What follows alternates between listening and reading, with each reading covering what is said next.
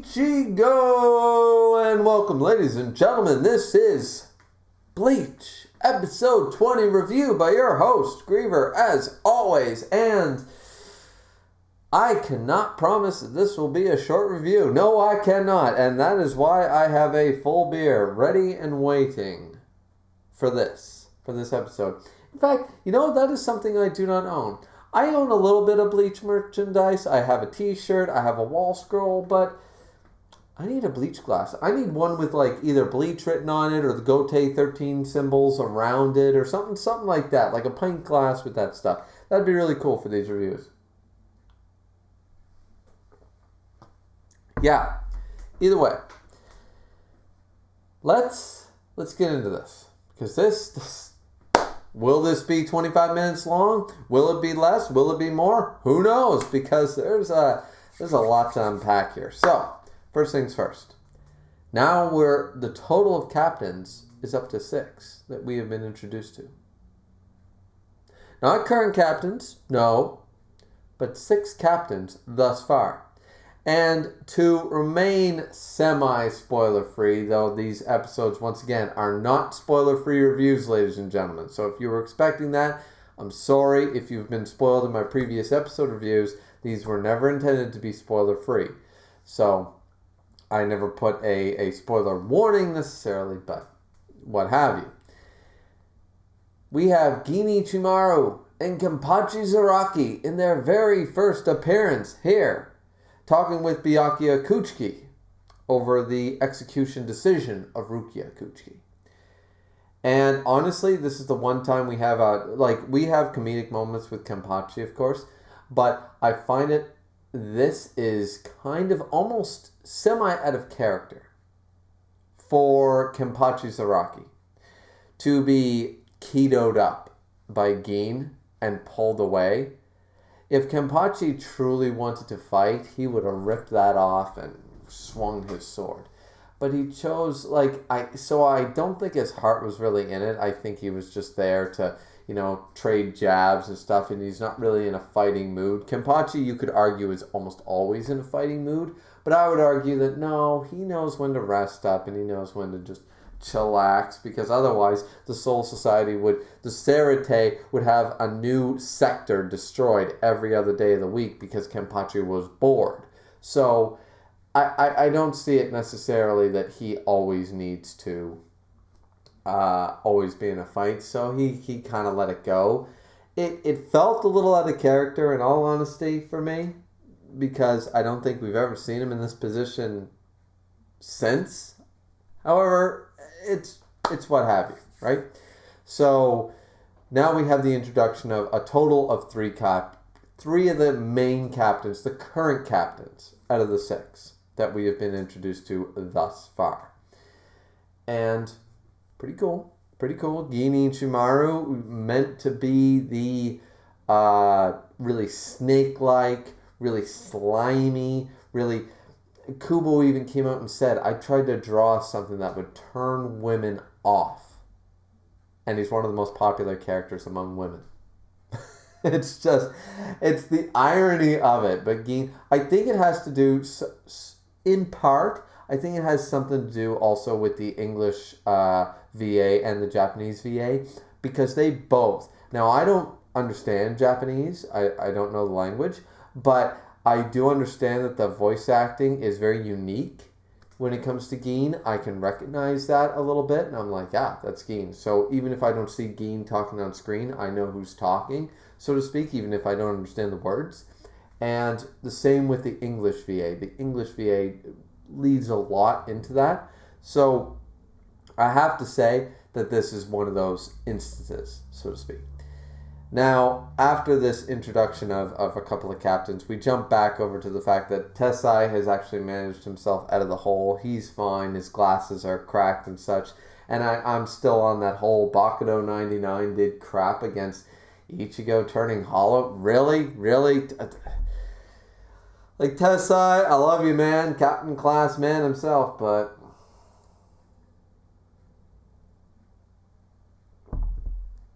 a drink for Tessai, because shafted completely. That being said, After this, we jump into the fight against Urahara Quisqueya and Kurosaki Ichigo. And, well, Urahara completely destroys him. And he goes all Benihime on his ass.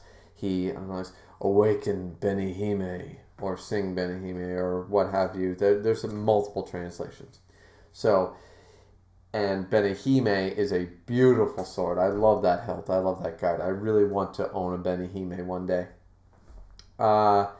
And this is where Ichigo starts running away and such. It's a really good character building part for Ichigo because he's just met his Zanpakuto. He realizes that it was his Zanpakuto in the last episode, but not so much here, so to speak. He doesn't know the name yet, all that fun jazz. And we get a great speech by Urahara. Every word that comes out of Quisqueya's mouth is basically gold. Because it's like, listen, you let your guard down. You thought because I'm not a Soul Reaper, I couldn't have a Zanpakuto. You are so naive. Waken now, Benihime.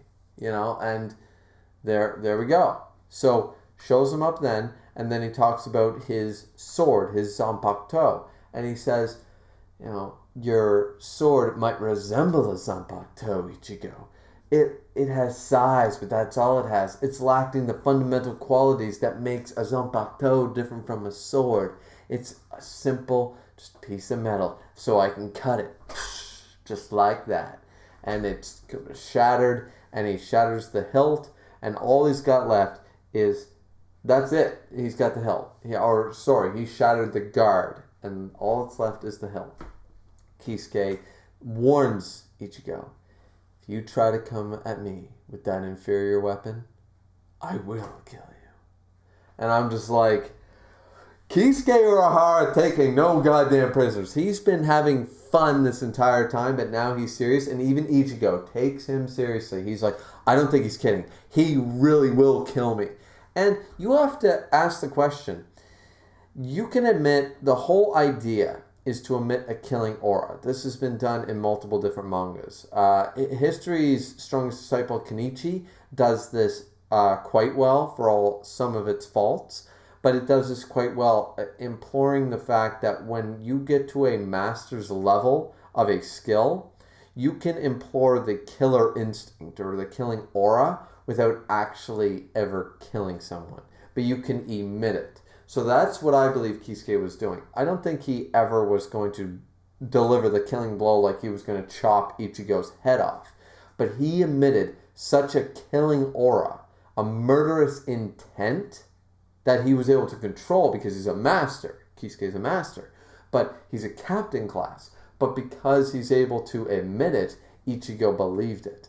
And I think that's a really resonant thing in a lot of manga, a lot of martial arts manga, sword manga, shonen in general. And I really, really enjoy that because Quisqueya here, I took him seriously.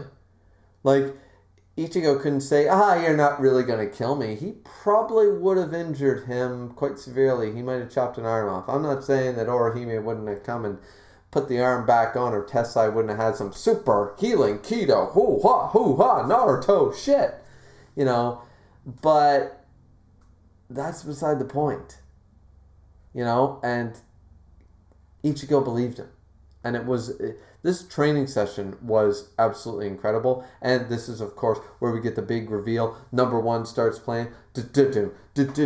There's only one of you and one of him. There's only one enemy and one of you. So what are you afraid of? It's an even playing field. Zangetsu, once again, Quisqueya coming in with the words, but Zangetsu also saying the same thing. And be like, why are you running? Why are you afraid? There's only one enemy and one of you. So what are you afraid of? It's a 50-50. It's an even playing field. What are you afraid of? Draw back your fear. Shout out my name, Zangetsu. And number 1 starts playing, and it's amazing. And he's got Zangetsu. Tessai being amazed by this sword. A lot of people use that as theory material for the longest time. I remember that being used for the longest time. But honestly, there's no reason. It's an odd looking sword. I have no reason for why Tessai was so shocked and surprised. It doesn't really make sense in the grand scheme of things from what we know. But either way, Quisqueya, is like, all right, well, now we can really continue the lesson. And that's when he launches his, what we know now to be Getsuga Tenjo. And it's basically the sword, Link from Legend of Zelda, sword beam, boom, launching a sword swipe into a beam like, spiritual pressure, condensed, boom, sort of idea. And he's firing it off unconsciously. Quisqueya launches his blood mist shield. His hat is destroyed. Everything's all good, right? But he cleared lesson 3. Then we jump away from the training arc. And after this, we get the fireworks and some fun and some lightheartedness, but it's time to go to the Soul Society. So we have the Kurosaki family. We have Chad being nice to, holding up the Kurosaki girls sort of idea on his shoulders and like, look at the fireworks, look at the display, all that fun jazz. But then it's time. It's time to enter the Soul Society. And this is where Quisqueya attempts, just on a limb, he's created the Dongai sort of idea, like the entrance to the Dongai with the it's called Gargantuan Gate or something like that. Either way, he's created a path to get through so that all 4 members, or 5 with Yoruichi the cat, of course, entering as well.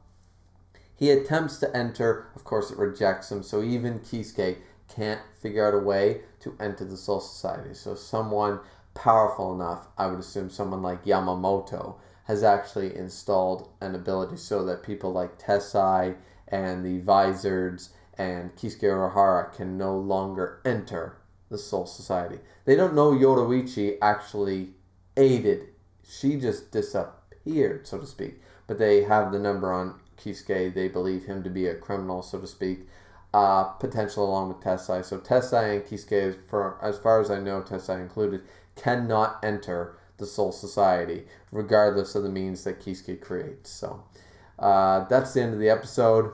We're about to enter the Soul Society. Gonna be hype. Episode 21, inbound. Can't wait. What do you guys think? This has been Griever. Like, comment, and subscribe. Looking forward to episode 21. See you next time.